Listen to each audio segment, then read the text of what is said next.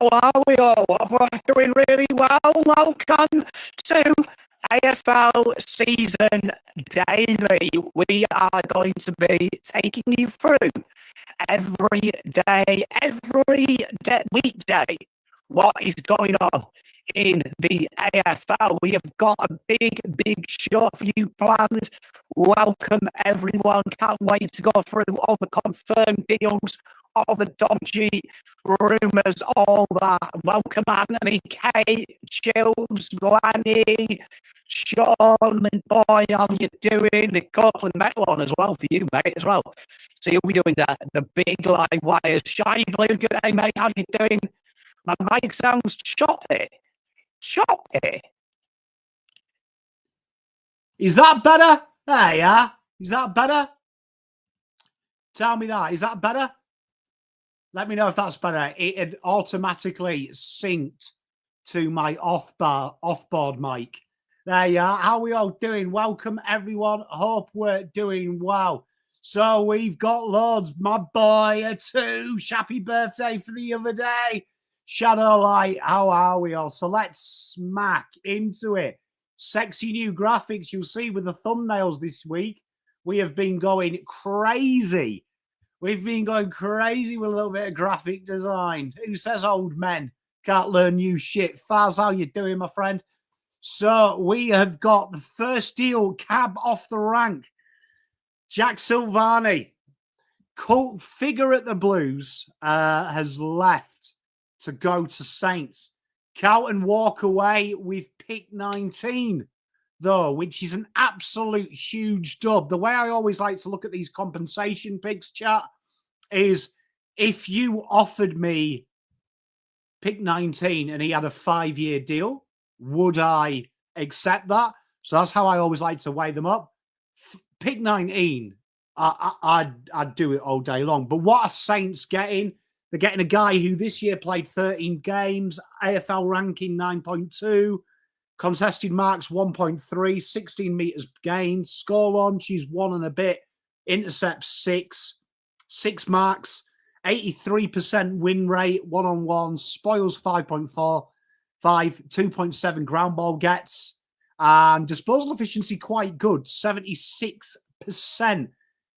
This is something that Saints definitely need. When you look at Saints, what they're looking for, they've definitely looked for that guy that can free up Cal Wilkie. Is Jack Silvani that man? Definitely marking prowess is something the Saints want. It's a lot of money, I've got to say, but they've gone hard. They've gone hard for it. So you look at what Carlton are getting, though, pick 19. Let's do the maths. You've got a compensation pick to come for Oscar Allen, so that's pick 20. Then you've got the Sam Draper compensation, so that's pick 21. Then a couple of bids as well in between that. But from a trading perspective, let's say it's going to be 22, 23. Who knows? It's going to be interesting for that one. So it's going to be... I'd imagine that this is going to be used simply on the Harry Dean one. Harry Dean match for the Blues. So the Blues will be incredibly happy with that. It means that they've got a little bit of playing power with their first round pick. It's going to be fascinating how he suits St Kilda's game. If they can get him fit, it's a really, really, really good one. If it doesn't, it's a lot of cash. I've seen that, yeah. So Draper, so because they finished worse than us, end of first, they'll be ahead of us. So that would be pick 20 for them as well. So it's going to be an interesting one. But Jack Silvani, all done and dusted. St Kilda get their man. Very reliable if he's fit. But if he's not, it's a nightmare. Let's see what you guys have got to say for it. TD, so far, you know what? Look, it hasn't been that bad, has it? We're going to come on to that man, GVC. How you doing? Lana's in chat. You know what? I think both sides will be happy with it, to be honest. I'm with you. Lana's turned on him. Crazy, because that's her boy, so I feel her. Spot on. The way I always look at compensation picks is if in, like I say, I imagine the player's on a 5-year deal. Would I take that in a fair swap for the player? I'm with Juddy here. I'd do it all day long. Do you know what I mean? All day long. When do I think the Motlop bashing ends? Wow. I mean, if Atouche has his way, only Carlton, it might end pretty soon because I'm pretty sure he's going. He's going. Thank you very much, Sean, mate. Anytime, mate. Anytime. Announcing, does it allow other teams to manipulate the system? Well, I mean, there is an extent. We have seen it before. St Kilda and Essendon did it a while back with the Gresham deal. If you remember, they deliberately paid overs to get a better pick, and then they did a trade later on with them picks. So there is an element of that, to be honest, but it's a flawed system. I mean,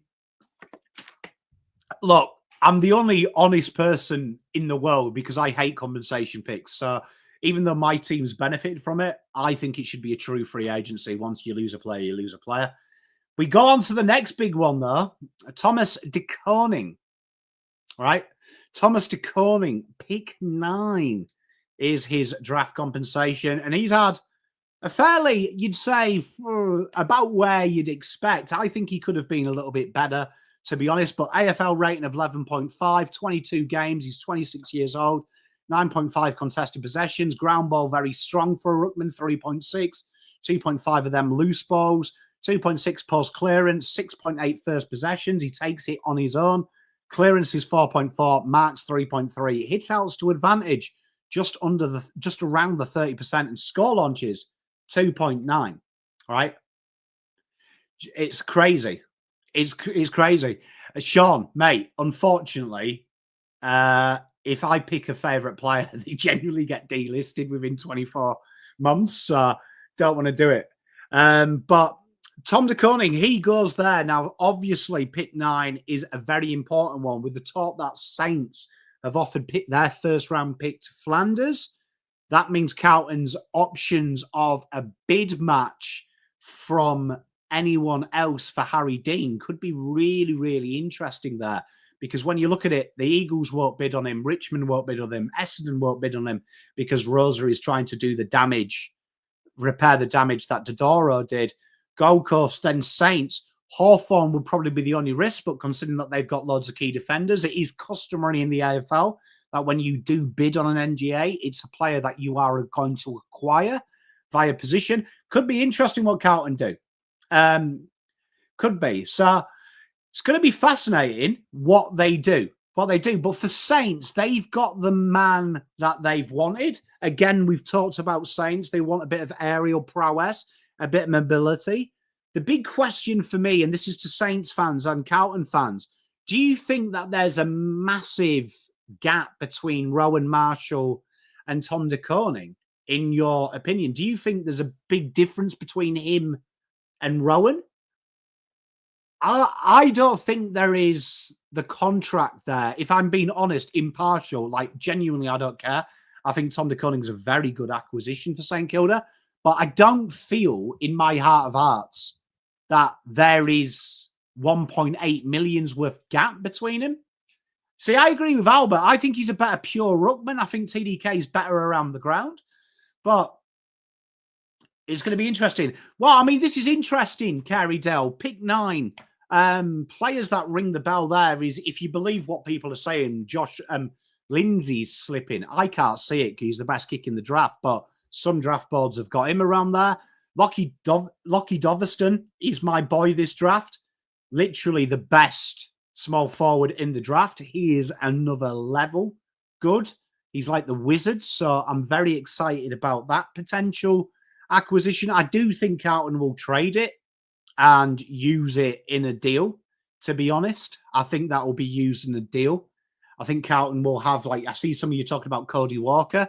I think a lot of that will be done in a deal to try and acquire a pick next year as well. But I think that's going to turn into a real player, a player that we see who's ready-made. Carlton have got a lot of business to do, remember. They've got Reedy to do, who needs to be traded for. They've got Cheshire, who needs to be traded for. And they've got Buku Karmis that needs to be traded for. So I'd imagine pick 9 probably becomes all 3 of them, some way, shape or form. It's going to be interesting. We'll talk about Rowan Marshall next because I think that's a really important one, Stuce, and I agree with you. If they get a good value for him, it could be a good deal. I mean, obviously, what Saints have done here is they paid that money so they can save their picks. So wait and see for me with Saints. But I'm going to go on record here. I do like what Saints are doing. You've got to move the needle. Whether I agree with paying this much money for TDK is irrelevant. They have to move the needle. And you know what? I'm very impressed that Saints are doing it. So that's it. Would Carlton trade pick 9 next year? I reckon ideally they're probably trying to find an extra pick in there. Where would if he was available this year? Well, I mean, based on his junior year of how he's played in there, he as an underager, if he was 18, he'd definitely be the first round. I'd say if you add him a year development and say what he'll do next year for this year's draft, he'd be easily a top 3, maybe number one. I think if you judged him now, if he was coming in, he was a year older and what he's outputted now, that would knock him down. But I do think he would be, I think he would go pick 1 personally. I think Cochrane and Cody Walker next year will be pick 1 this year, if you know what I mean. If you could fast track them to 18. So that's good. I mean, another one I'll say as well is Harry Dean for me. I'll go on record of this. I remember the Jacob Wheater draft very well. I think Harry Dean is more suited to elite level football day one than Jacob Wheater was. Very impressed. But I will say Cochrane and Cody Walker, from what I've seen this year from both of them, they're in the Nick Dacos class. And you know how much I talk about Nick Dacos' draft year. It was the best year I've ever seen by a long way. By Flemington, no one comes close in the 6-7 years I've watched junior football.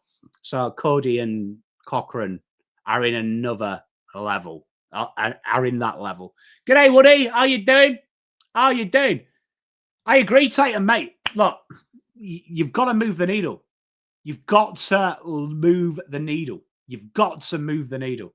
Indeed, you have to. You have to move the needle. So I fully respect what Saints are doing. I know people are going to knock them and want it to fail. I hope it works because I think teams are going to have to do this. They're going to have to do this if they want to compete with the big boys. Up next, we got another one, Jacob Weir, unrestricted free agent. He has signed with Port. Looking at the contract and his age, he may be eligible for a band 5, but it looks like it's going to be no comp. It looks like it's going to be no comp. So let's look at his year. He's had a very topsy-turvy year from his 14 games. He's been playing halfback. He's been playing the wing. He hasn't quite got going at GWS. 14 games, 5.7 AFL rating, 20 disposal meters per gain per disposal, 3 ground ball gets, very strong on the deck, rebound 50s, 2.5, intercepts in that purview, 11 pressure acts, 2 score involvements. Nice little conduit type player, 2.4 marks. Kicking efficiency can be a little bit skew with 60%. Score launch is 0.6. Shadow Light, this is a really interesting.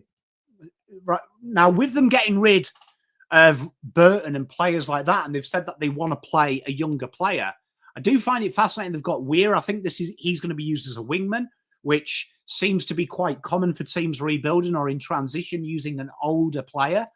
So I can see that. I think he steadies the ship. Do I think it moves the needle? Absolutely not. But I think it's a solid acquisition. And I think you might see kind of like a lower end Audi version of Cumming going to them. So I think that'll be a very interesting type little get. I do like this one. I mean, it's not exciting. It's not one we're going to talk about and touch ourselves to, but very, very solid acquisition. Bit of Dean love in the chat, mate. Honestly, Harry Dean, fantastic little player. You reckon Sam come in? And you know what, Dersma? I'm glad you're giving Dersma a love. I'm glad you're giving Dersma some love because I feel like he gets a lot of hate, mate. So well done, man. I love that. Move the needle. It might be my catchphrase. I've said it quite a bit. Bevto, maybe you can get a counter on that, bro. You need to make sure that I don't do it. But I mean, for Port Adelaide, they're in a transitional phase, aren't they? They are literally trying to. It's going to be interesting what Carr does because Hinkley's been there a long time. We've seen coaches take over after a long time, and then they try and imprint their list. It's going to be interesting how they imprint their list, how he imprints the ideals. But Jacob Weir, it's not an exciting signing. It's not one that I think people are going to get his shirt tomorrow, but it's a very solid one. It's one that I do like. It's what I do like. May failed a medical at Collingwood. Jesus, that could be an interesting one. That could be an interesting one. Do I think, well, we're going to talk about Butters a bit later, so I'll give you my opinions then. Remind me, Matt, when I come on there. Spot on, mate. Couldn't say more. Couldn't agree with you more, mate. The problem is with the AFL, we all want the stars. The role players are the ones that win you the flag. But the next one is the Warpedo. Warpedo, they've got till 11 a.m. Monday to match this. Should Hawthorn not match it, pick 39. They will get for that. It's going to be interesting what Hawthorn do with that. Hawthorn obviously are in the market at the minute. They're one of the market movers. Zach Merritt, they've got an interest in. They've got an interest in Bailey Humphrey, who we'll talk about a little bit later. They've got an interest in Christian Petrarca. Do I think 39, pick 39, he's going to help one of them players? I don't think he is, but I do think it's probably going to be one of the steak knife deals in there. But James Worpel, let's look at his year. Worpel makes me feel sick, to be honest, that Geelong are going to get him. But it just shows how good they are. But 26, 21 games, 9.6 AFL rating, 15 metres gain per touch, 6.8 ground balls. That's good. Kicking efficiency has always been the knock of James Worpel. His ability to use the ball, clearance, 4.8. Score involvements, very strong, 4.2. First possession, 6.2. 5 marks per game. 5 tackles per game, 4 inside 50s. Very good two-way pressure type player. I agree here. I think Tommy Atkins will thrive on him. He's definitely going to be one of them players that I think will work. You know what, Shadowlight? It's going to be really interesting if they match it. My understanding, though, is, and I could be wrong, but genuinely when the AFL release a compensation pick, they already have an insinuation that they don't. I thought the same as you, though. I figured you may match the bid. Because I think he's worth a bit more than 39, because that's going to be pushed back to about 45, 46, 47 come draft night. So that's going to be a third rounder. I think James Worpel's definitely a better player than a third rounder. But will Geelong pay? That's going to be the interesting one. Geelong aren't a notorious draft-paying team. So, Geelong have got 18, 38, 57, and 75. They're not going to offer pick 18, and pick 38 becomes one place better than what they're getting. So that could be the interesting one. That could be the interesting one is, do you want to haggle with Geelong and potentially keep a player that doesn't want to be in there?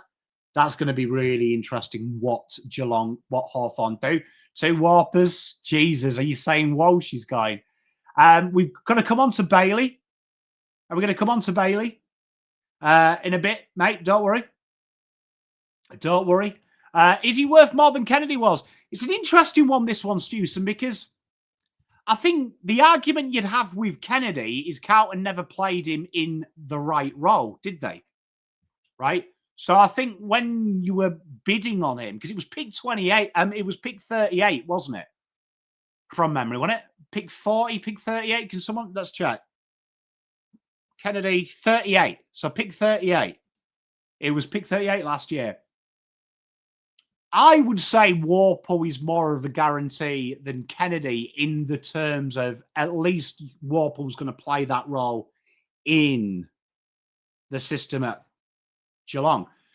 I think with Matt Kennedy, you didn't know if Carlton Hart playing him that way because his inability to play that way, which I think shows Carlton made a mistake. And I understand it was Hewitt or Kennedy, but I'm not too sure. Rob, I'm with you. I think that's why they've released it. I think that's why they released it, because at the end of the day, I don't think Geelong will do a better deal than that. But Warple is going to be a Geelong boy. We'll have confirmation of that on Monday's show, because at that stage, it will have surpassed it. But interesting one, because I do think he's a little bit more valuable than 38. And Geelong, you just know, are going to turn him into an incredible player. Yeah, it's got Tatum, it's got that kind of vibe about it, hasn't it? It's got that kind of vibe that he's going to have like a scary good year. The other one as well, Spargo follows his dad to the wonderful North Melbourne Football Club. Now, this is a really interesting one for me, because these are my favourite types of deals. I agree with Tatum. I like the ones that no one gets excited about. And this is one of them ones that you wouldn't get excited about. But 26 years old, 10 games this year, 4.4 AFL rating, 1 forward 50 ground ball get, 0.6 shots at goal, 0.4 goal assists, 1.4 tackles inside 50, 12 pressure acts, hard ball just under 1, and 2 loose ball gets. Interesting that the AFL rumour mill is late second, mid second, right? So we can guess here that that's going to be probably, I reckon it's probably more a band 3 after the non-finals players teams are there. So that's going to be about a pick in its 30s, early 30s. I think that's overs, like genuinely overs for him. So this is going to be a better pick than Warple. I think that's overs for them. From North, though, I think North need bodies. Do I love this? It is, Tim. Yeah. So according to all the journals today, it'll be at worst band 3, which would put it ahead. So this is going to be interesting. Cal Toomey suspects it's going to be band 3. So we'll go with Cal Toomey. He's usually not wrong about this. It's going to be fascinating. But for North Melbourne, this screams to me someone in that forward line's leaving. Now, they did bring Constanti, who's a similar type of player. Constanti's a similar type of player to Spargo. It's definitely the only thing I can think of that really is ironed on is he's an incredible trainer, so they say. So I think that'll be really fascinating for a standards piece. Is it not the easiest position, though? I like it for North because it's a free deal and I think they've got to expand their depth. But I don't look at this one as a massive, it makes North incredibly better, but a very reliable player. For those interested, Spargo's VFL form was a lot better than his AFL season, it has to be said. But Spargo, when he was in the Rezzers, did have a little bit of a better year, averaging a bit more tackles, 2 tackles inside 50, more pressure acts inside 50. So he has that. I did see that. I did think that's very weird for me. But I've never heard it before. It did kind of scream to me that the Sydney deal is going to go through, isn't it? It did. Flash, I agree. And I think this is Richmond have done incredibly well breaking up their premiership list and going hard at the rebuild and really doing it. So I think that's something that definitely Melbourne are looking at. Petrarca and Oliver's going to bring in some very good collateral, more so in Petrarca's case.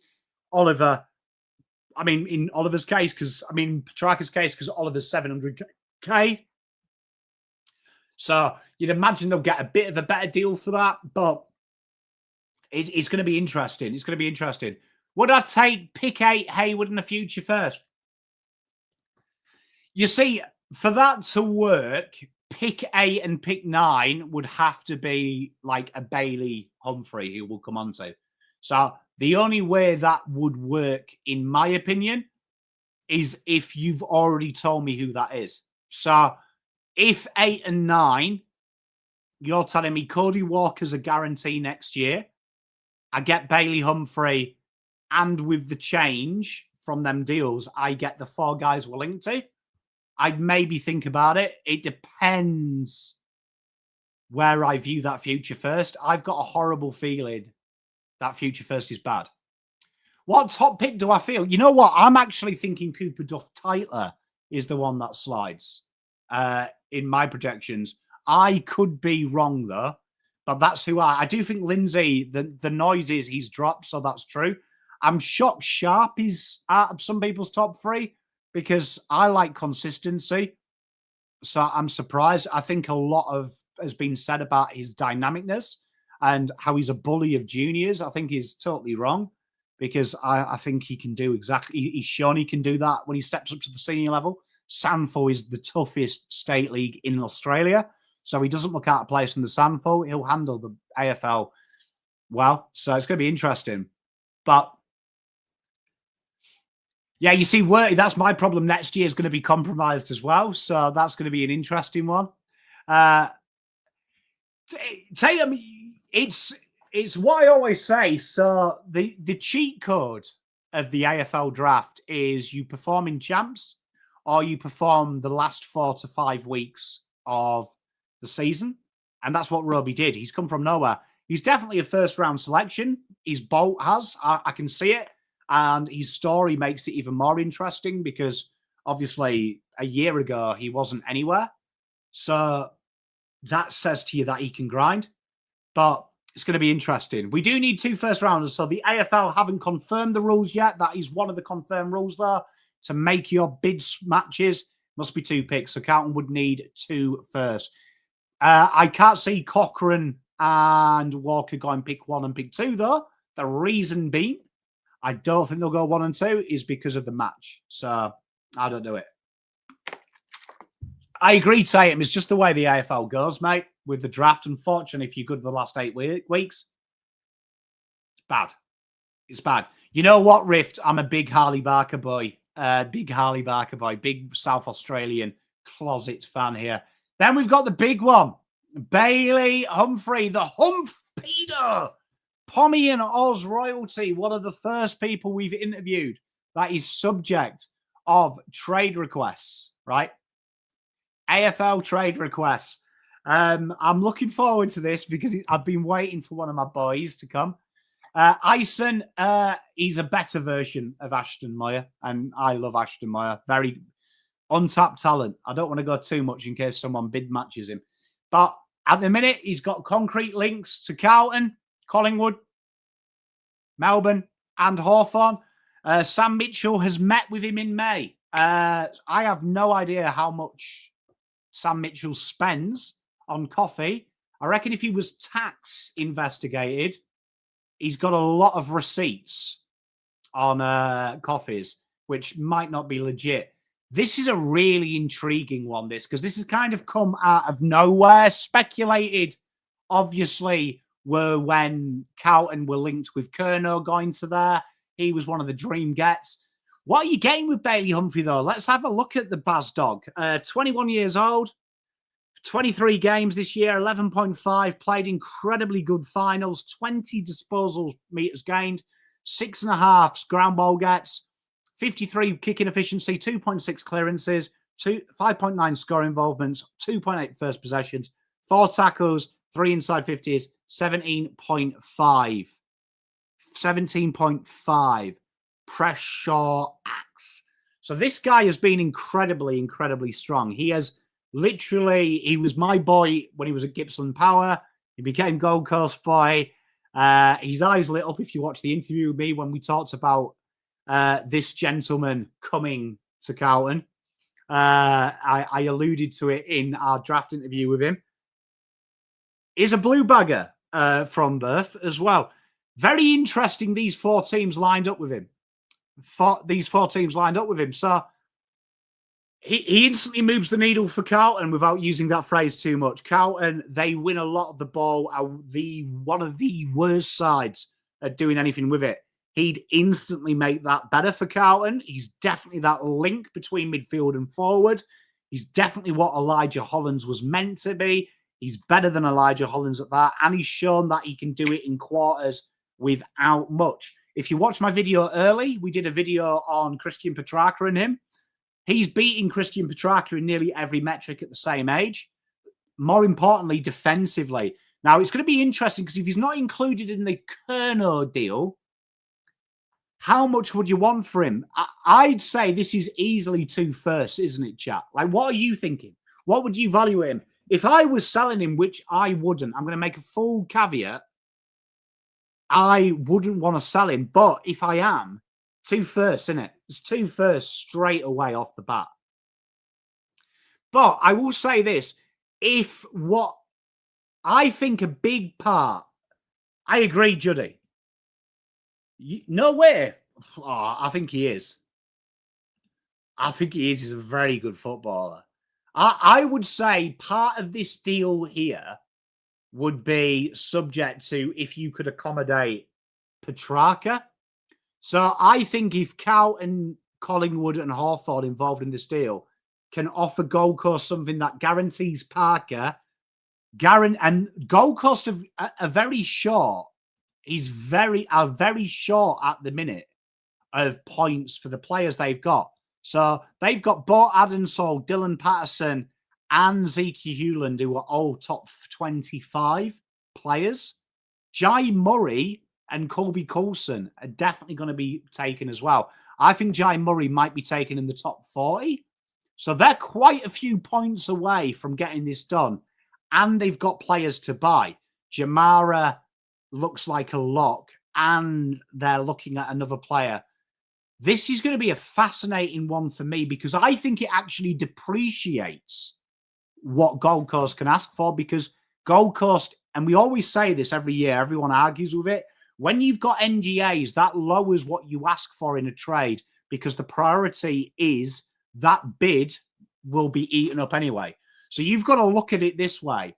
If they say got pick a first rounder this year, let's say pick 9, and they got another pick, say pick a future first, that pick 9 straight away is Zeke Hewland, who's pick 1, and he'll be taken 2 or 3. But they'll view it that way. 9 will be first. That's huge. That's huge for them. So that's huge for them. My question for Gold Coast, and I said this in my video, would you trade Petrarca for Humphrey? Because you might get today, you might get an improvement today. Long term, though, Bailey's a better player. So it's fascinating what they do. Collingwood, how could they do it? I have no idea how Collingwood would do it. It is unlikely, but Collingwood will find a way should he nominate them. Melbourne, the question I've got about Melbourne is this. Would you want to go to a club that is openly bottom 6? Bottom 6. I don't think so. I just can't see Bailey doing it. Carlton and Collingwood, for me, are the 2 leading candidates for this. 2 leading candidates. The 3rd candidate, I think, is Hawthorn. But I think Hawthorn are desperate for midfielders, and I think Bailey is the wrong type of midfielder for what they're after. This is going to be interesting what they do. It's going to be interesting who wins this battle. If he does leave, I'd like to think Carlton are in pole position because this is exactly what the Blues need. I think if you listed that in a priority of what every team needs, he's number 1 to Carlton. Number 1 to Carlton by a long way. I think Collingwood, Hawthorn have players who do this. We don't. We don't. So this is a wait and see for me. Do I think you see, Chills, this is an interesting one. Gold Coast are all but out of this deal, according to rumours. So this could be fascinating because Shiny Blue makes a good point. If Humphrey's 2 first rounders, what's Kerno? Again, for me, you've got to understand it in this. Charlie's the wrong end spectrum. Bailey's at the top end of his age spectrum. So that comes into play. You're also going to be buying Bailey on potential as well. And his numbers are already in that good to elite range.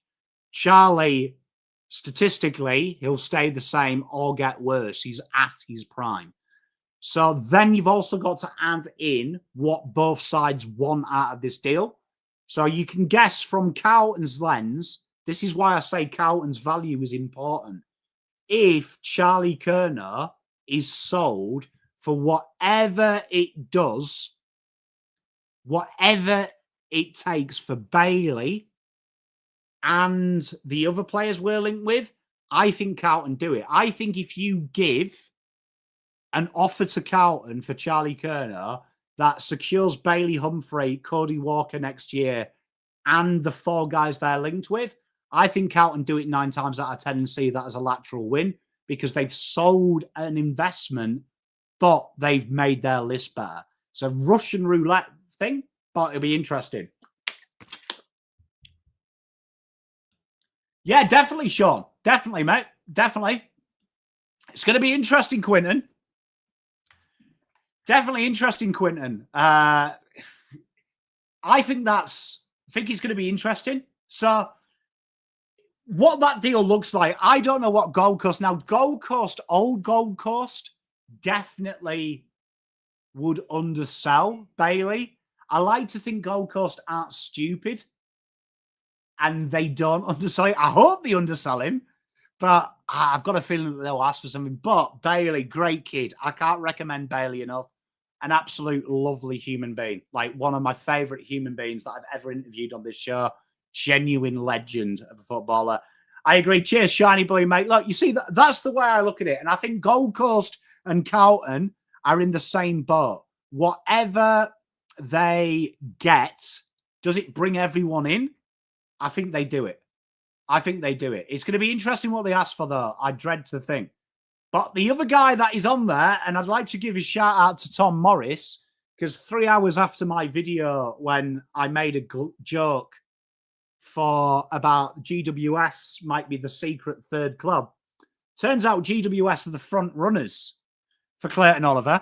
I don't want to say I'm a genius because I'd never blow my own trumpet, but might be a genius. But pick 28, I'm age 28, 23 games this year, 11.2 AFL rating, 11.8 disposal meters gained, 8.4 ground ball gets, 12 contested possessions, 5.5 clearances, 5.5 score involvements, first possession 7.6, 5.4 tackles, inside 53.8, 21 pressure acts.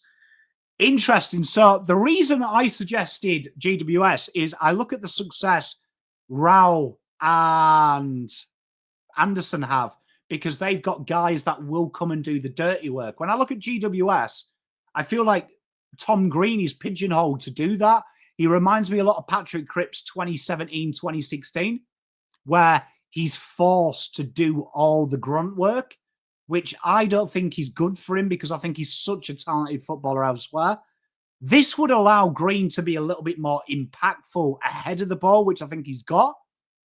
And at 700K of his salary being paid, he's a shot to nothing. Now, the issue with that is I think that increases his value by a long way. Melbourne are going to ask for a decent amount because they're paying all that money.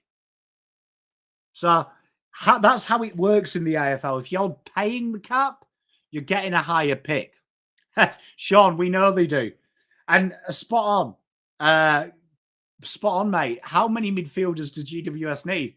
But it's going to be crazy, flashy movie. I do think they need it, and I agree. I do think they need that grunt, and I always take the piss out of them. But this is one of them funny things.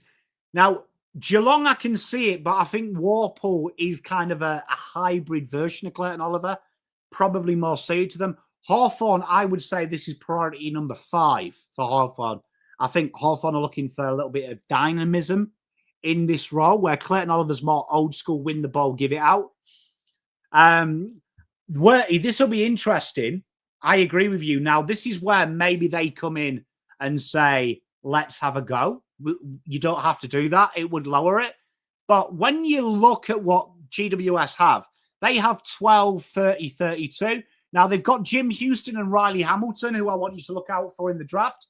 They'll be later picks, but They are very talented footballers. They've got Laverdy coming in totally free, which is really interesting as well. I really like that deal. The Pies haven't had any concrete links, Stewson, but again, would be an insurance policy for them. I wouldn't say this type of player, correct me if I'm wrong, my point of view, I don't think this would be the type of player Collingwood would be desperate for, though. But if it's an option cheap, definitely. GWS, though, it makes sense to me. So it's going to be interesting. I get a feeling that because they're trying to rebuild the culture, see what I said about Charlie Curtin, or see what I said about Bailey Humphrey, this will be whatever Melbourne can benefit from. So I think they're going to stagger their picks over 2 years. They're going to stagger their picks over 2 years. They're going to look at Richmond and the success Richmond had, the success Hawthorn had rebuilding their list. So the best way to do that is stagger it over. So I think future picks for this would also be coming into it because they're going to get this year's picks from Petrarca.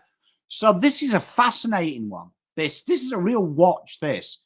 Because Clayton Oliver and Petrarca going is a big statement for Melbourne, but it's a big get for GWS. GWS, I'll stop calling them frauds if they get Clayton Oliver.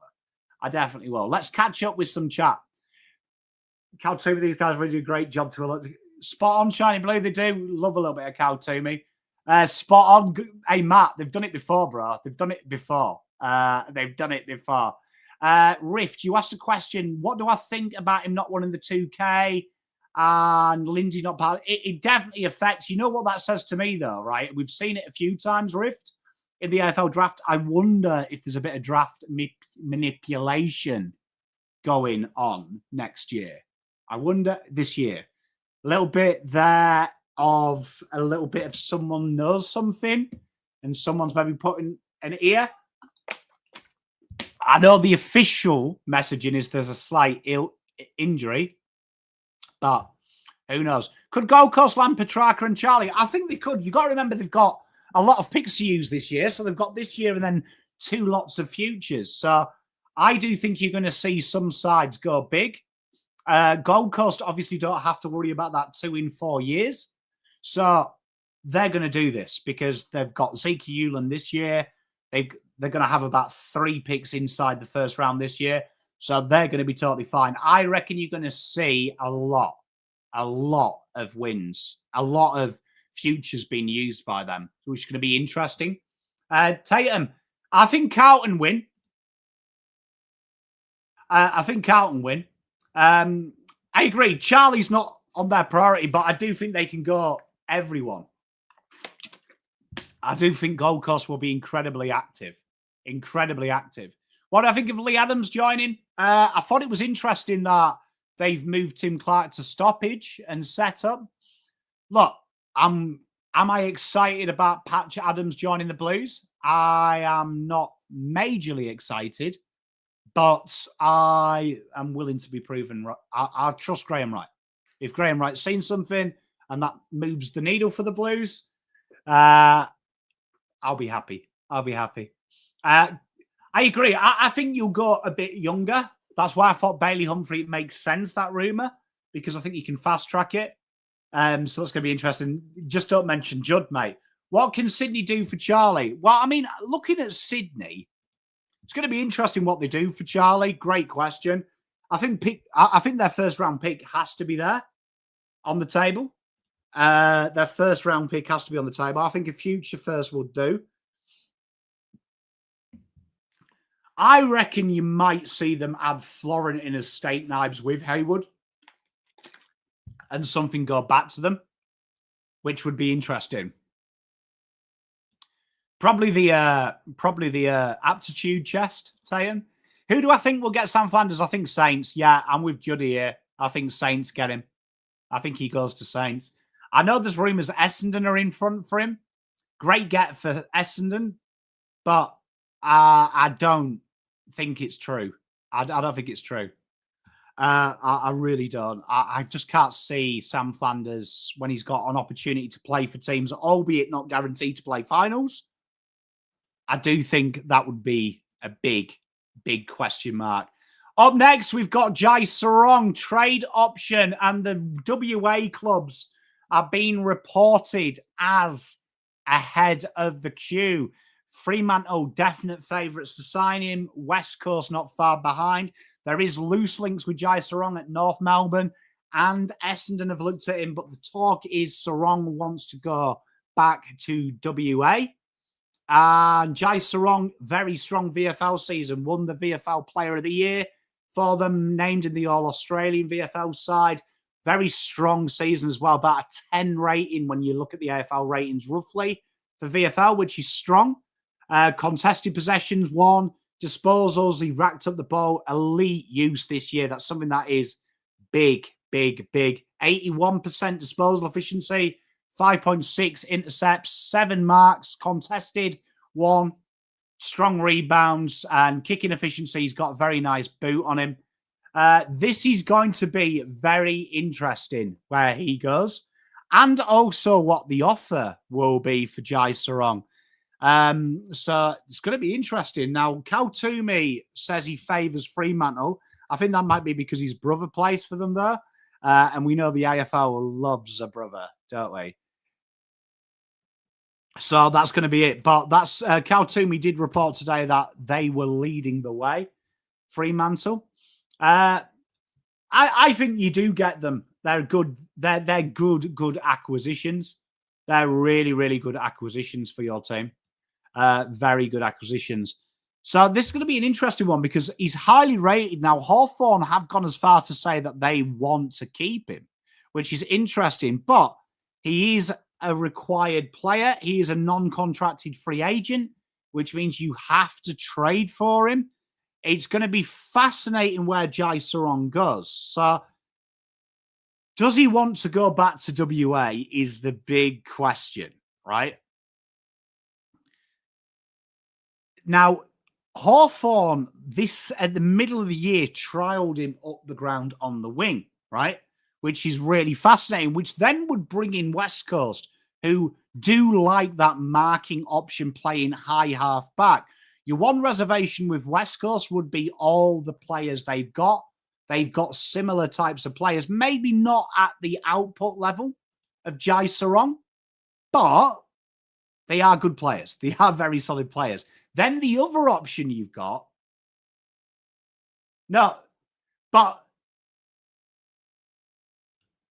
well, to join his brother, that's the big thing. But he's met with Fremantle, and Fremantle are the big rumours that they are leading the way. So that is going to be really fascinating. Will he join his brother? Former Gippsland power boy as well. But this will be fascinating because I would have thought if I was him, I would probably prefer North Melbourne. I think North Melbourne are desperate for this type of player. I think they'll build around him. They'll definitely build around him. And I think he's got no real options. Pick-wise, what are they going to ask for him? So he's out of contract. If he nominates, that genuinely loosens the bid. Now, it'll be interesting what they want because where do you think he is? I don't think he's a third rounder. I think he's got to be on the VFL form, the profile of his player. You don't see that type of player very often on the open market. You can also make an argument that the players ahead of him at Fremantle, at Hawthorn are incredibly good. But 193 at the minute, 22 years old. It's very good. Now, Sydney are thought to be ranked 4th in this one. He was pick 53, wasn't he? I would say a late 2nd, early 3rd. I love it, mate. I love it. Yeah, you see, look, we're on the same page. So let's have a look. West Coast probably get the deal done for pick 33. Fremantle probably get the deal done for pick 38. Sydney, if they bid, I think 45 is too bad. But that'll be interesting. B-Dub, Are you launching the play to get him to your club, mate? I love it. They are very talented players. It's going to be interesting what they do, but Jai Sarong definitely a target for the WA clubs. Will he join his brother or will he join the Eagles? Or is there a secret third club? I hope personally, where do you guys think? I hope he goes to North. I think I'd like to see North go a little bit hard here, and I hope they get some players. I really do want him to end up at North Melbourne. So it's going to be interesting. He is, but I do think he's going to re-sign. The talk heavily in the WA is he's committed. So it's going to be interesting. I agree, B-Dub. I hope he gets to North. I hope he gets to North. But I do, yeah, I think Fremantle are all over this. Fremantle look incredibly confident in it. And we'll believe that. Up next, Mason Cox. Big Cox. Big Cox. And evidently, Collingwood aren't going to offer him anything. So there may be a training option, but reports filtering around that he wants to go again. They aren't going to get him, ain't going to offer him a deal. This is an interesting one. 34 years old, 10 games this year, 4.5 AFL rating, 4.1 contested possessions, 33 one-on-one forward wins, 0.4 goals. A definite fall down this year for Mason Cox. Hasn't been his big year. B-Dub, this, look, honestly, it writes itself, doesn't it, mate? It writes itself. Mason Cox to Essendon, be very interested. They've got rid of Todd Goldstein. Do they back in Brian? Do they back in Vigo and get Mason Cox in as a stopgap to really help them out? Fascinating if he gets offered an opportunity. There is probably a marketing opportunity. It's going to be interesting. It's going to be interesting if anyone goes in for him. But where do you think he ends up, chat? Carlton, can you imagine if he came to Carlton? Geelong or D's, mate, if he goes to Geelong, you just know this guy's going to win a fucking flag, don't you? Could be the worst thing ever. Mason Cott's going to be interesting here. Collingwood fans, let me know how you feel. But what do you reckon he is? I reckon he'll goes again, you know. I reckon someone picks him up as a delisted free agent. Coburg, mate, he'd be good at Frankston throwing his weight around. But it's going to be interesting, this one. It's going to be a shot to nothing. Teams might need list spots. But, yeah, it sounds like he is a train on there. Not much concrete interest, though, in him. But at 34, it's a stopgap, isn't it? It's a stopgap. So he might get lucky with injuries. It's going to be interesting. Watch this space. Big one, though, is Christian Petrarca. This guy is an absolute oxen. Gold Coast in the lead for Petrarca. And Melbourne have doubled down and said that they will not pay an iota of his salary, usually meaning that this is going to be full whack. Now, call me conspiracy Pom. Part of me feels like the agreement last year for Petrarca was, we will let you go next year. We will let you go next year. So this is this year. I feel like they're going to be very nice. Now, Gold Coast, it looks like that's where he's going to prefer. It's going to be fascinating, though, if he does it. Now, what will Melbourne want? Now, I think this is where Melbourne are an interesting case study. Melbourne currently have picks 26, 58, and 63.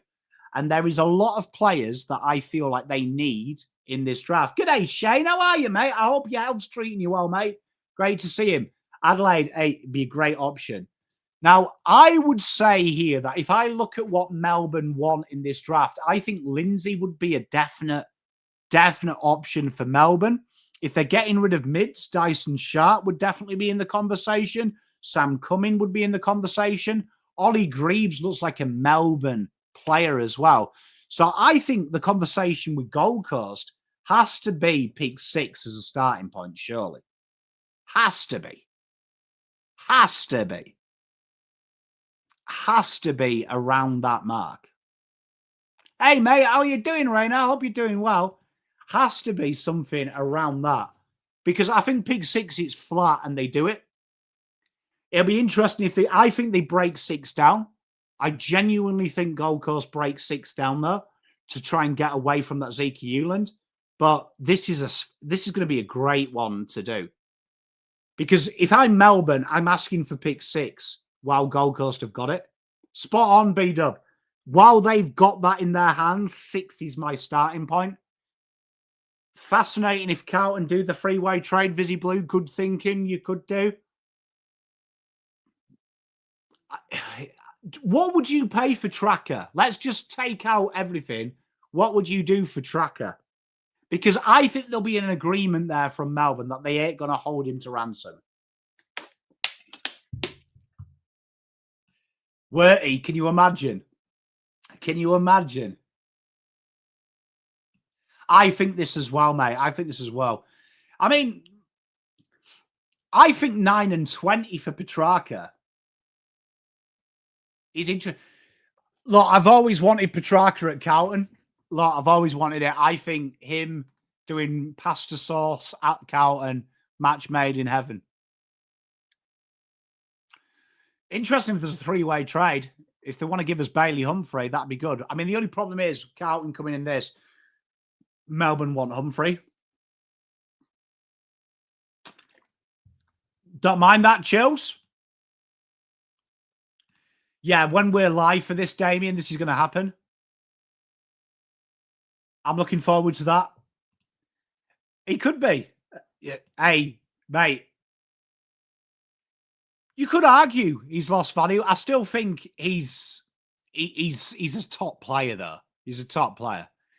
Interesting, because I think that pick would have to be a good pick. You know, like that pick 6. I think if they offered pick 6, he gets it done, Flash movie. And maybe there's a swap of picks.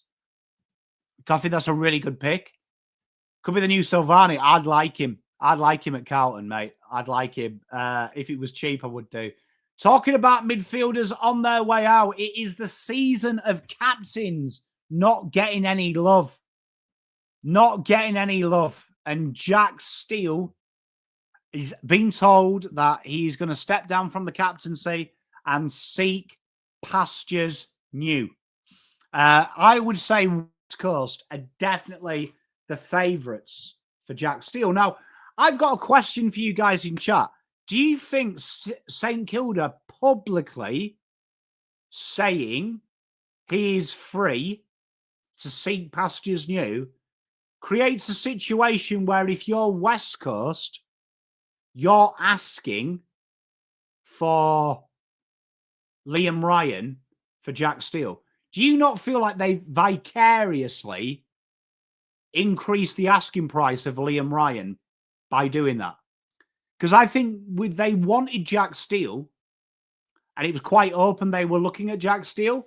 Does anyone else feel like they've made a little bit of faux pas, Saints, by saying that he's gettable? Because now if you're West Coast, you're looking at him.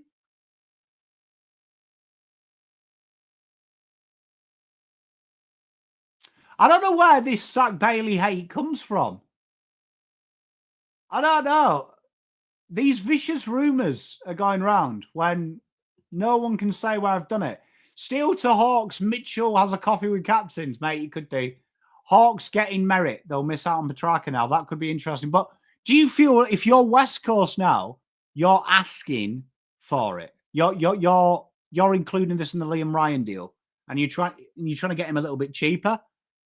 Because I don't like it when a player, unless a player is an intelligent player like Dane Zorko or Scott Pendlebury, who's kind of mature and loves the club, can take a step back from leadership. I don't think you can stay at the club. I think it causes an issue. And I think Steele has kind of been treated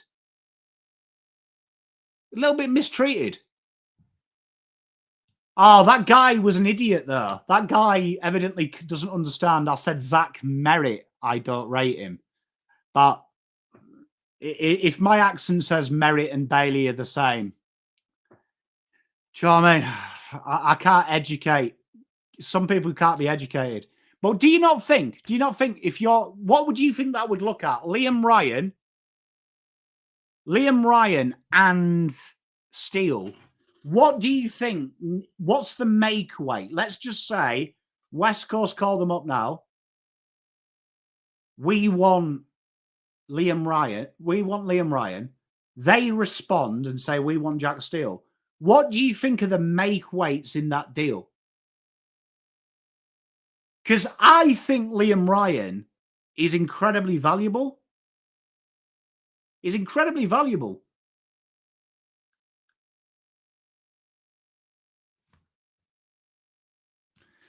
I agree. But which contender wants him?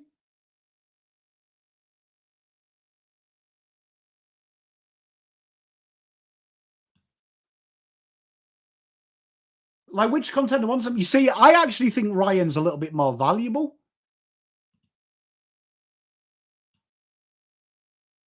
Could you see Stevens leaving Geelong, though? You see, that's where I am as well. Well, I mean, St Kilda, you see, I like him, but I just think he's worth a lot. I think the risk of him leaving at West is big, though, because he's got a good setup there. I think it's a big risk. I don't even think they need small forwards, but I like him. Zach Bailey. Why are we talking about Zach Bailey? Where do you think Zach Bailey ends up? I think he stays at Brisbane. I think he's mad to leave Brisbane to come to Victoria, to be personally. But see, I agree. I think I can see him slotting in at West Coast. Spot on, Worty. Saying that's what I said at the start of the show. I think they've made a mistake by saying Steele is not wanted, which I think is a problem. Like, genuinely a problem if you're doing business. I actually think St Kilda, that was their one faux pas this year, was being too truthful. Up next, we've got Zach Butters, the 2026 target, and we talked about this quite a lot this year, that Zach Butters, fucking Travis, you seen what you done, mate? This is you, bro. Zach Butters, you're better off going after him next year and spending the millions on him next year. Now, Zach Butters is an incredible talent. He's had a very good year, considering he was injured for most of it. Elite player. And this guy here, I think, will be fielding offers from 17 football clubs. 17 football clubs. Where do you guys stand in chat? Now, from a Port Adelaide point of view, they need to get a pick for Tommy Cochrane. They need to get Cochrane in. They need to get the cock dog in desperately. So, they're going to play Russian roulette next year. I think. And they're going to try and get him in, right? They're going to try and get him in, right? So Dougie Cochrane, let's say they finish bottom 4. That's going to be a pick 3 to them. Cochrane sorted. Job done. Would you trade him now, though? Like, chat, where would you stand? Would you, if you were Port, would you trade him now and get them futures in now? Or would you prefer to bank in, you have a decent year, and take, if you do finish bottom 4, you get pick 3, locks away Dougie Cochrane, you're getting one of the best talents to come through the draft so far. See where you stand. Ooh, you would hold on to him. Rate that. Trade him. You got to remember, though, you've got to remember, big thing with that is what happens if next year, we've already seen a $2 million offer. Let's just say, like, Carlton have got roughly, it's estimated about $3 million in the cap. What happens if a team next year puts $3 million in you can't match? Because I'd imagine there'll be a team next year. Essendon are a team I'm looking at. They're going hard at Brisbane, Zach Bailey. That someone's going to throw in an offer that makes it incredibly hard to match. I agree, Vizzy Blue. I think he's definitely who you want. I agree, Cameron. I agree. Shaky, Spawn. It's going to be interesting, this one, because I would have just thought, if I was Port, I'd try and capitalise now, because you've got to remember, 2027's draft is when Tasmania come in. So really, you've got this year and next year to get your rebuild sorted. If not, you're in shit creek without a paddle. It's going to be fascinating. It's going to be fascinating. But I think if you're a team that's in the window, you don't trade for him. You're big on the Bulldogs, mate. You're big on the Bulldogs. I like it, mate. I like how bold you are on this, Tatum. Like, I'm going to give you the biggest kudos, mate, if you get him. Don't mind that, Hugh. I don't mind that. Don't mind that. So, in that theory, would they be a year ahead? Would they be a big year ahead? So, because obviously he's out of contract before Tassie enter. So 2027 is their first draft window. So are you predicting he re-signs at Port? Oh, NB, you think he re-signs at Port? So what do you think it would take, NB, question for you, for Zach Butters to sign? What would you say? What would they have to do on the ladder for him to sign, do you think? Would you say if they finished 13th, 14th, he saw a plan? Dougie Cochran to come in? Interesting one. This is a real watch this space. I will be shocked if a team doesn't have a punt at him.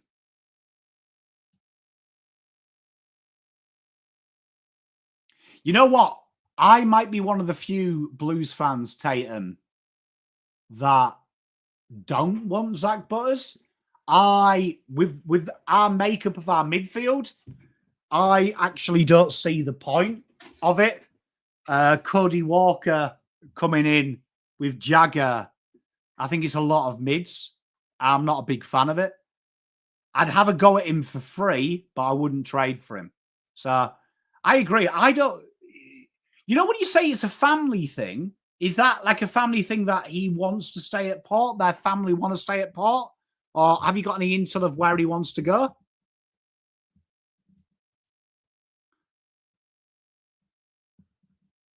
Like, he's a Vic boy, isn't he?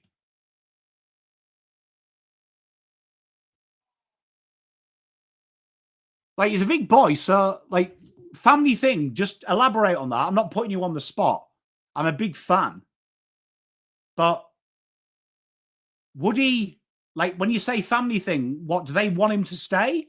Or do they want him to come back to Victoria? No, but what I meant is, though... okay. Okay. The intel. I like this. You know what? At the doggies, can you imagine him? Good get. Hey, Connor, how are you, mate? And then we've got some contract re-signings. These were finalised today. Richmond nearly completed their deals. So Tyler Young is the only one waiting on a contract. He looks like he's trading out there. Sonzi and Thompson Dow look like they're going to be delisted. So they've nearly completed their list management. Nearly completed it. You know what, Cameron? I'm glad you've said this. They're one of the teams I think might punt. They might punt on it. But currently on their list, if they delist Thompson Dow, which is expected, and Tyler Sonzi, they've got to promote Seth Campbell, which would mean there would be 33 on the senior list, meaning they've got 38 in total on their list, 6 players to do. They've got Lewis Kellaway coming in, very solid father-son, and Tyler Young going out. Tyler Young is very interesting. He's going to see it, right? He's going to go. I am, mate. I am. He's looking like he is Eagles bound, but they do want to keep him. Tyler Young's going to be a very intriguing one. Now, Tyler Young, to answer your question, B-Dubs, I prefer Sarong. I'm going to be totally honest with you. But I think for the Eagles standpoint, you don't want them half-back, loose type players. You want more of them lockdown, hard, tall, big men, don't you? Like actual key position players. He really suits the bill. He really suits the bill. 6 marks this year, going at around 80% one-on-one. Really strong defender. So I think he's a great pickup. I agree with John here. I think he's a really good acquisition for Richmond. But Richmond do lock away these players. So the players they locked away, as you can see on your screen, you've got Ollie Hayes-Brown, 1 year. Caleb Smith, 1 year. And 2 years for Campbell Gray. Real good kid, Campbell Gray. Big fan of the Grey Dog. Real big fan. Carlton should poach Ty. I would love a little bit of Ty. I would love a little bit of Ty. Big hot and boy. Big hot and boy. Agree. Not really interested in him. Tazzy talked to him off 2 long contract. Time to sign 1 year deal. But could be, Kerry. Look, I love him. Don't get me wrong. Absolute elite player. I just don't think he's the profile of player that is a priority at Carlton. I don't think he is. Winning the ball, we haven't got an issue with. It's doing something fucking useful with it. Oh, I like a little bit of Ty as well, mate. Oh, what are you going with? Green curry? Oh, Pad. Cameron. Man of class. Man of class. And we finish with Rowan Marshall. Rowan Marshall, the big dog, has requested a trade to the Cats. 30 years old, 23 games played, 11.8 AFL rating, 8.8 contested possessions, strong ground ball player as well for such a big lad. One-on-one wins in the forward line, 24%, only half a goal a game. Marks inside 50, a little bit of looseness there. 25% hit outs to advantage. This has got Rowan, this has got Reece Stanley written all over it, hasn't it? Reece Stanley written all over it, where he is just a massive upgrade on him. And it's going to be huge. Mate, I'm from Whitby, mate. I've spent a bit of time in Sheffield, mate. Great spot, Cameron. Yeah, I agree. Great get for them. Great get for them. Now, what are they going to ask? Great question, Flash. You're good at this. Well, I think would you agree? I always like to play this game, Flash. If I'm St Kilda, I want to pay pick 38. I mean, if I'm Geelong, I want to pay pick 38. If I'm St Kilda, I want pick 18. So it's going to definitely be something else, isn't it? But what would you say? What would you say? Because Travis, you're getting 19, aren't you, for Starcevic, who I think is an incredibly good player. Do you reckon that that's going to warp how much Rowan is, and that's going to really push them to pay for him, to pay pick 19 for him? Do you think that could have an influence, Trav? I'd love to hear your point. Also, Trav, mate, congratulations going back to back, mate.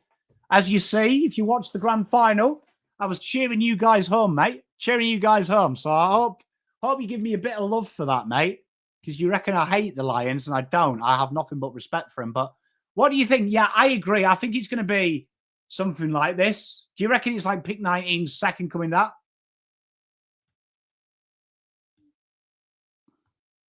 Do you reckon they'll actually pay 2 picks?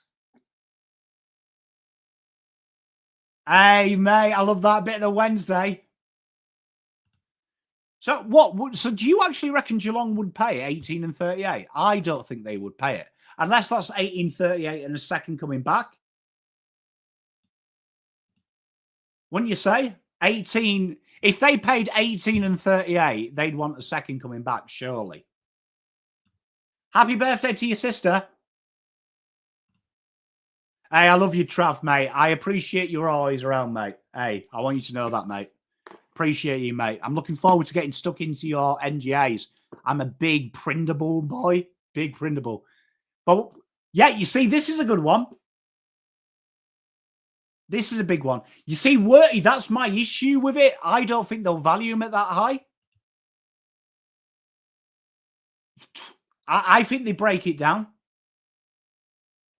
So Hawthorne, yeah. So we talked about him early. I think he's around 2 first, mate. Ken, 100% minimum. So it would definitely be pick 8 and a future first. Rift, I'm against it, but I understand how it works because usually, historically, you know, them compensation picks, AFL clubs treat them as if they're free money.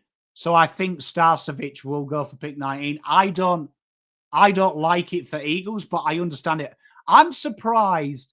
Trav, if you're still in the comments, why are you letting Starcevic go? Because I really like Starcevic. I'm a big Starcevic man. I think he's a supreme footballer. But this is going to be an interesting one. It's going to be an interesting one what Geelong do. They always get the deal done. And it's going to be fascinating what they do.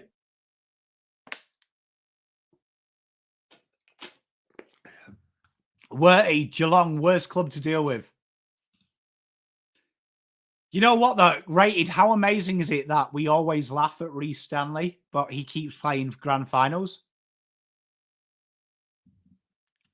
Yeah, but the problem is, Worty, the problem is with it, you've got to think of it this way, that the AFL aren't giving West Coast any permission to buy a free agent. Otherwise, it convolutes Oscar Allen's. Fair play, Trav, but he's a fucking good footballer, mate. Fucking good footballer. He's definitely a concussion risk. I imagine they're doing all that, though.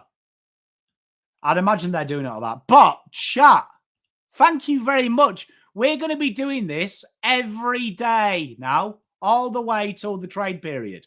All the way to the trade period. My ugly mug with my beautiful people in chat. You know what? I've missed you all this week because we usually do about 3 or 4 lives. So what we're doing is we've got some big things. We're going to be live every day, all this week and all into trade period as well. And then obviously we'll crank out the content for the draft. We've got loads of lives coming up. So chat, thank you very much. Make sure you like and subscribe on your way out. I really, really appreciate it. I can't believe we're about to hit 10K. I nearly had a cry yesterday when I hit 9.5K. So hope you enjoyed that. Thank you very much, everyone. Hope you have a great weekend. I'll be back Monday. And much love, everyone. Thank you very much for hanging with me. And hopefully we have a load of deals and some special guests next week to join me in the world free agency. So thank you very much, everyone. See you Monday.